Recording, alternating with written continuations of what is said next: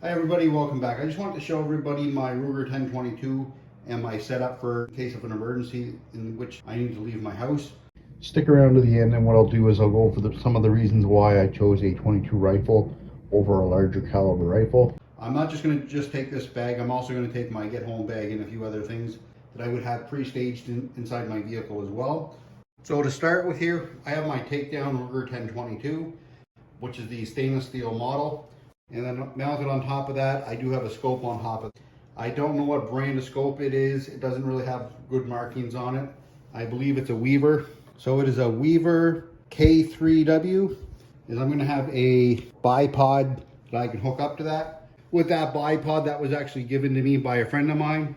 We were out at the range. I gave him a couple boxes of ammo, and just as a thank you, he gave me that mount. That mount's very quick and easy for that bipod. It just clips right onto the barrel. You squeeze it together, which will open it up or close it. And to do that, there's just a little pin here, and then that'll open right up. And then let it go and it'll sit right on the barrel.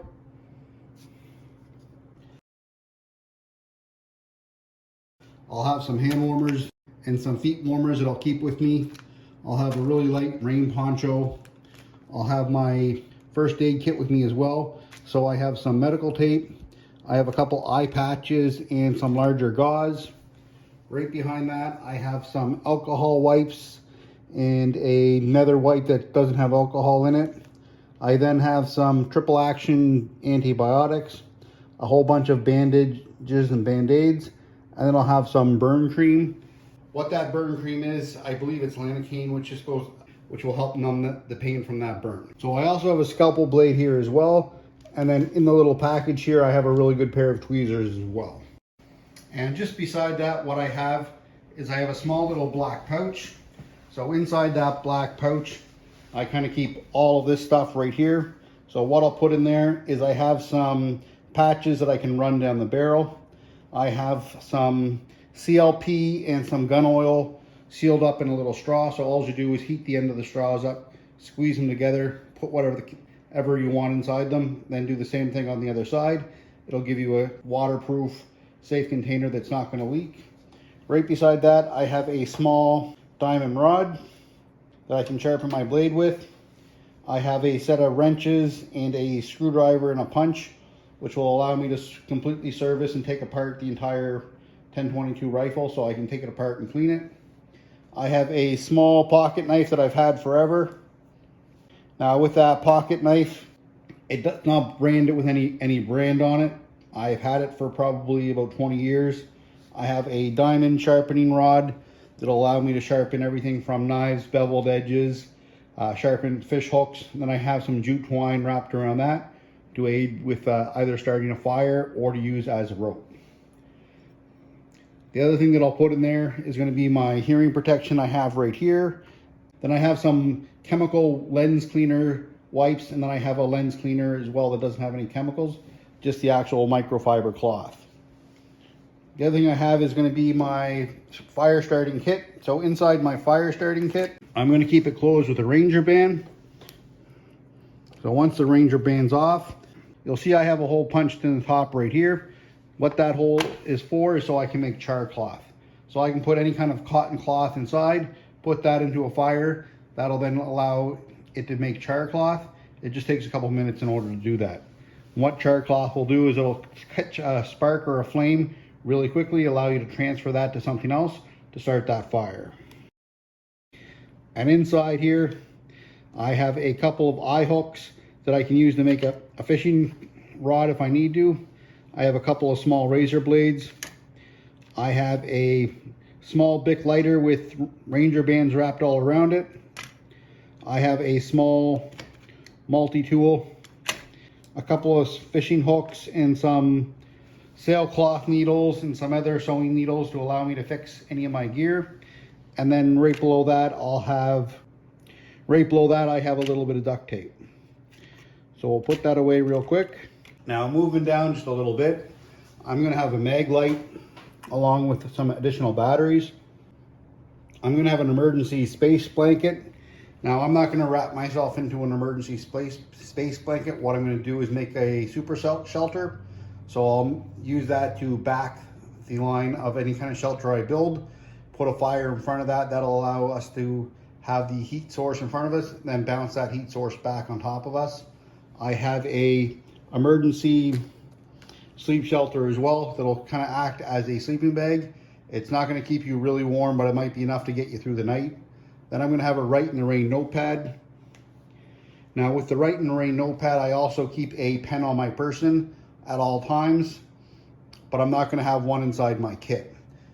The next thing I'm going to have is my compass. Now with my compass, if we open it up, I'm starting to get a bubble inside the compass. I have a couple of compasses right now that have bubbles inside them. What happens is the chemical inside of it will leak out or it'll evaporate out. And over time, depending on what compass you have, that as that bubble gets bigger, it will interfere with the compass and make it so that your compass isn't reading properly. So I'm going to do a video in the near future on how to get rid of that bubble. Inside my waterproof container here, I'm going to have some fire starting material. What it is, it's a bunch of cloth that's soaked into a petroleum product. It's a harder petroleum product. A little piece of that's going to burn for about 10 or 15 minutes. I have a large trash liner. So what you can do is you can fill that up with different debris that's going to be soft and use that to cushion whatever you're going to be laying on as far as a shelter. It can also be used to make a rain poncho. It can also be used to transport any game from point A to point B as well. Then I'm going to have 100 feet of paracord up at the top. I'm going to have my safety glasses, so whenever I'm shooting, I want to make sure I do have safety glasses on, so I'm not getting hot brass on my eyes. I'm going to have 4 Ruger 1022 rotary mags in there. I have a fishing kit that has a bunch of hooks, a bunch of line, and sinkers and bobbers inside of an old pill bottle. I have a full package of storm-proof matches, and then I'm going to have more duct tape in there as well. So these 2 little bags right here, these are great little bags. They can go on as a bracelet, or they can open up. One of them is 1 liter, the other one is a 3 liter bag. So once again, you can put any game that you have inside that. So they are Sea to Summit bags. They are going to be waterproof. So if you have anything like your phone that you want to keep safe as well, if you need to transport water, you can fill that up, give that a couple rolls, and then clip that together, and then you're going to be all set. The other thing I'm going to have is going to be an emergency whistle. Now, personally, I can't whistle at all, so I think it's really important to have something that'll allow you to make that loud noise. So if you do need to get help or get someone else's attention, you're going to be able to do that. I also have a package of SOS emergency lifeboat rations. Now I can either use that as a form of bait, or I can use that as a food source if I'm hungry and I'm out hunting and I get lost and I'm not able to catch anything. I also have a bandana to make sure I'm keeping all the sweat out of my face. Then the last thing, obviously we do need to feed our Ruger 1022 something. So I have a selection of different rounds that we can have. So I have the Winchester rounds right here. What I have inside the water bottle is going to be bulk 1022 rounds. And then the darker tipped rounds right here are going to be solid lead. All the other rounds I have are going to be hollow point. So guys, just to show you that everything actually does fit inside here, I'm going to put everything into the bag right now. The primary reason why I chose this rifle is for any scenario that I'd be taking this rifle and this kit with me, it would be for hunting small game as opposed to defense against any kind of 2-legged or 4-legged animals. Small game's a lot more prevalent than larger game. So things like rabbits, squirrels, porcupines, things are kind of around that size are going to be a lot more prevalent and a lot more easier to find as well. With any 22 caliber rifle, it's going to be very lightweight. It's going to be compact. Another big significant advantage of the Ruger 1022 rifle is that it is lightweight, compact design, has the ability to be taken apart into two separate pieces. It goes together and comes apart extremely quickly. Now, during any kind of emergency, access to ammunition could certainly be a major factor. With 22 caliber ammunition, it's very easy to pack down 500 or more rounds, which will give you a near limited supply of hunting ammunition.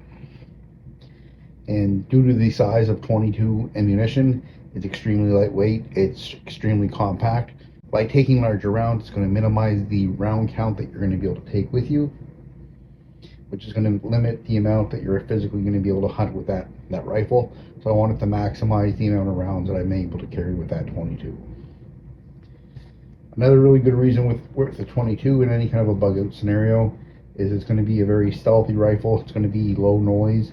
It's going to help minimize the likelihood that someone's going to overhear that round going off, and you're going to maximize the likelihood that you're going to be able to stay stealthy and stay unobserved by other individuals.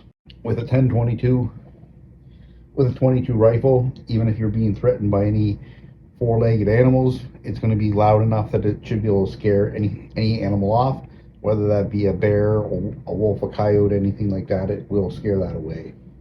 Now with 22, if you're not a avid shooter and you are a new shooter, it's a lot easier to hand a 22 off to someone, make it able for them to be able to hunt, so that you're not the only one going out and hunting and collecting game as well.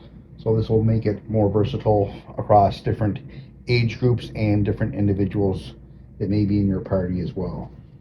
With 22 rounds, it is one of the most common ammunitions that are out there. Everyone has one, so it could potentially become a very good and useful barter item. If whatever takes place does become a more long-term down scenario where you do have to be out in a longer period of time and you need to train new shooters, 22 is going to be a really excellent round. And remember, everyone, really good practice is to take other people out to the range and introduce them to shooting sports. This is some footage that I took the last time I took someone new out to the range who's never shot before.